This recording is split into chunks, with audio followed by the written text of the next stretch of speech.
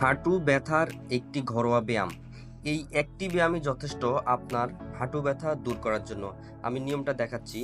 শুয়ে প্রথমে আপনার যে হাঁটুতে ব্যথা ওই হাঁটুর নিচে একটা বালিশ দিবেন এবং হাঁটু দিয়ে বালিশে চাপ দিবেন। পায়ের পাতা আপনার দিকে ধরে রাখবেন এভাবে 10 সেকেন্ড। 10 পর্যন্ত গুনবেন, এভাবে 10 বার আপনি ব্যায়ামটি করবেন।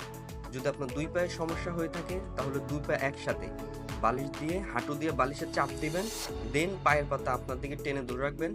10 বার করবেন। এভাবে দৈনিক 5 থেকে 7 সেট করবেন, মিনিমাম 3 সেট করবেন। যদি বালিশ না দিয়ে করতে চান সেক্ষেত্রে হাঁটু সরাসরি বিছানায় চাপ দিবেন এবং পায়ের পাতা আপনার দিকে টেনে ধরে রাখবেন।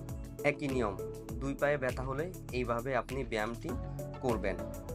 এই একই ব্যায়াম আপনি চাইলে বসেও করতে পারেন।